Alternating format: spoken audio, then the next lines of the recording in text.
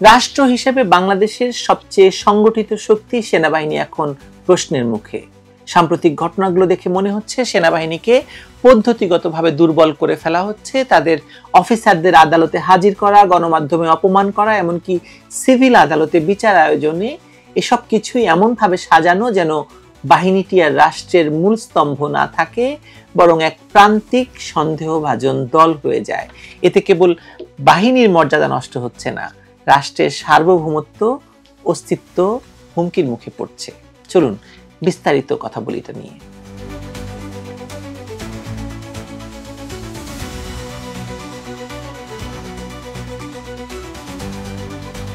এই ঘটনা হঠাৎ করে ঘটে যায়নি, ধাপে ধাপে সবকিছু তৈরি হয়েছে। আগে পুলিশকে অকার্যকর করা হলো, তারপর অন্যান্য সশস্ত্র বাহিনীর উপর নানা অজুহাতে চাপ বাড়ানো হলো। এখন এসেছে সেনাবাহিনীর পালা। একসাথে সবকিছু করা সম্ভব নয়, তাই এটা করা হচ্ছে ধীর গতিতে, যেন মানুষ অভ্যস্ত হয়ে যায়। মাঝে মাঝে সরকার বা ইউনূসের পক্ষ থেকে আশ্বাস দেওয়া হয় আর গ্রেপ্তার হবে না, পরিস্থিতি স্বাভাবিক থাকবে। কিন্তু এই আশ্বাস কাগজের মতো ভঙ্গুর। কয়েকদিন শান্তি, তারপর আবার নতুন অভিযোগ, নতুন গ্রেপ্তার, নতুন নাটক। এতে সেনাবাহিনীর ভেতরে ভয়, সন্দেহ, অস্থিরতা তৈরি হয়েছে। এই অস্থিরতাই হয়তো তাদের চাওয়া। ফেব্রুয়ারিতে নির্বাচন হবে না, এটা এখন গোপন কিছু নয়, সবাই জানে। কিন্তু সেটা ঠেকাতে যে নাটক চলছে, তার প্রথম দৃশ্য শুরু হয়েছে সেনাবাহিনীকে ঘিরে। একদিকে কর্মকর্তাদের গ্রেপ্তার, অন্যদিকে দ্রুত বিচার এবং শাস্তির আয়োজন। এতে একটা বিশৃঙ্খল পরিবেশ তৈরি হয়েছে। পরে বলা যাবে নির্বাচন করার মতো পরিস্থিতি নেই, এটাই উদ্দেশ্য। এভাবেই দেশের রাজনৈতিক কাঠামো ভেঙে দিয়ে একটি নতুন বাস্তবতা তৈরি করা হচ্ছে, যেখানে সেনাবাহিনী ভীত, দুর্বল, আর দেশের নিয়ন্ত্রণ অন্য কারো হাতে। এই অন্য কেউ কারা তা নিয়ে এখনো অনেকে মুখ খুলতে ভয় পান, কিন্তু ইঙ্গিত দিয়ে দেন।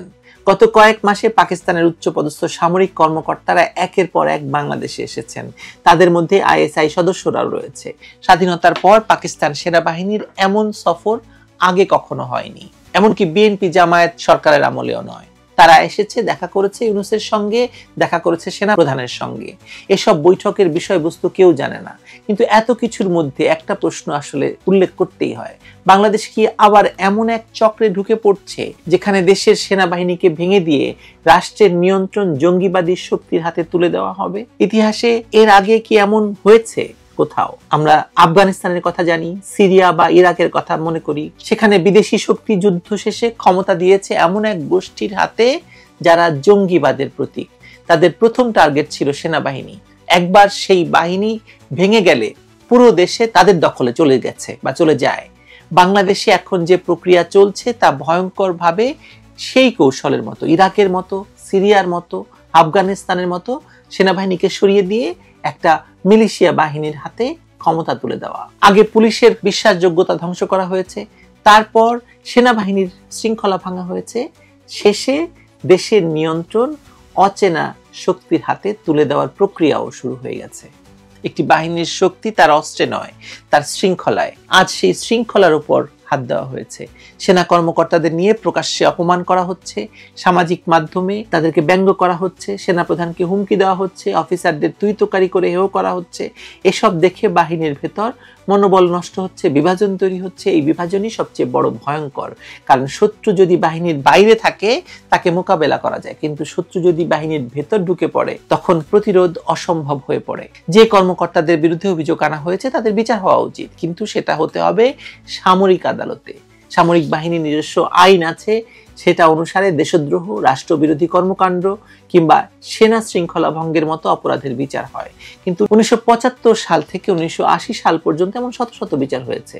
তখনকার সরকারগুলো সামরিক আইনের মাধ্যমে সেটা করেছে। আজ হঠাৎ কেন বেসামরিক আদালতের আশ্রয় নিতে হবে?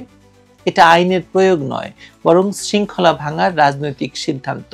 এখন যদি শত শত অফিসারকে বেসামরিক আদালতে আনা হয়, তাহলে ভবিষ্যতে এই ধারাটা কেউ থামাতে পারবে না। একদিন দেখা যাবে সেনাবাহিনী নামের প্রতিষ্ঠানটা বিলুপ্ত করে দেওয়া হয়েছে। যে বাহিনী 71-এ পাকিস্তানি সেনাদের বিরুদ্ধে অস্ত্র ধরেছিল, সেই বাহিনী আজ অপমানিত। দেশের মানুষ প্রশ্ন করছে, এটা কি সেনাবাহিনীকে ধ্বংস করার কোনো পরিকল্পনা? যদি বাহিনী দুর্বল হয়, তাহলে জঙ্গিবাদ রাষ্ট্র ক্ষমতা দখল করতে সময় নেবে না মোটেও। আজকে যেসব ইঙ্গিত দেখা যাচ্ছে, রাষ্ট্র সেদিকে এগুচ্ছে। আন্তর্জাতিক জঙ্গি গোষ্ঠীগুলোর সদস্যরা বিনা বাধায় বাংলাদেশে ঢুকছে বলে আমরা জানি এবং অভিযোগও আছে। তারা প্রস্তুতি নিচ্ছে, তারা জানে তাদের প্রধান বাধা এই সেনাবাহিনী এবং পুলিশ। তাই এখন তাদের লক্ষ্য এই দুই বাহিনীকে অকার্যকর করে দেওয়া। জুলাই আগস্টের ঘটনাগুলোর দিকে যদি চোখ ফেরাই, তাহলে আমরা শুনতে পাই যে তরুণ সেনা অফিসাররা তখন জনগণের উপর গুলি চালায়নি, কিন্তু বিষয়টি সেনাপ্রধান রাজনৈতিকভাবে সামলে দেন। কেন এমন হয়েছিল তা কেউ ব্যাখ্যা দেয়নি। আবার প্রশ্ন উঠেছে, কেন গণভবনের নিরাপত্তায় বিমান বাহিনীকে বাধা দেওয়া হয়েছিল, কেন শেখ হাসিনাকে সরানোর খবর সেনাপ্রধানের অজানা ছিল। এসব প্রশ্নের উত্তর একদিন আসবে, কিন্তু এখন যেটা স্পষ্ট তা হলো দেশের সামরিক কাঠামো ভেতর থেকে ভেঙে পড়েছে, তছনছ হয়ে গেছে। আর যারা বলছে সেনাবাহিনীকে নিয়ে উদ্বিগ্ন হওয়ার কিছু নেই, তারা হয়তো ভুল করছে। এই বাহিনী কেবল একটা প্রতিষ্ঠান নয়, একটি রাষ্ট্রের মেরুদণ্ড। একে দুর্বল করে দিলে দেশ রক্ষা করা যাবে না। বাহিনীকে ধ্বংস করে যারা ক্ষমতায় টিকে থাকতে চায় তারা বুঝে না, একবার সেনাবাহিনী ভেঙে গেলে আর কোনো সরকারি নিরাপদ থাকবে না। তখন রাষ্ট্র থাকবে, কিন্তু সেটা হবে কাগজের ওপর একটি নামমাত্র সত্তা, যেখানে আইন, নিরাপত্তা, বিচার সবকিছু নিয়ন্ত্রণ করবে উগ্রপন্থী এবং তাদের পৃষ্ঠপোষক বিদেশি শক্তি। বাংলাদেশের সেনাবাহিনী নিখুঁত নয়, কেউ বলে নাই।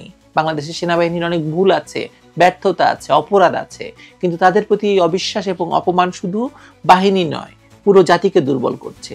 যে বাহিনী স্বাধীনতার প্রতীক, তাকে যদি ধ্বংস করা হয় তাহলে দেশও ধ্বংস হবে। এখন সময় ভয় পাওয়ার নয়, সময় ভাববার। যারা বাংলাদেশটাকে ভালোবাসেন তাদের সবার সামনে এখন একটাই প্রশ্ন, আমরা কি আমাদের দেশের সেনাবাহিনীকে হারাতে দেব, হারতে দেব? আর তার সঙ্গে হারাবো নিজেদের সার্বভৌমত্ব, স্বাধীনতা? দেশটা কি তাহলে জঙ্গিদের দখলে চলে যাবে? সেনাবাহিনী শেষ, জঙ্গিদের বাংলাদেশ। এই স্লোগান নিয়ে কি আগাচ্ছে ইউনূস? আপনাদের কি মনে হয় বলেন তো? আমার তো এটাই মনে হয়, আমি তো এটাই দেখতে পাচ্ছি। ভালো থাকবেন সবাই।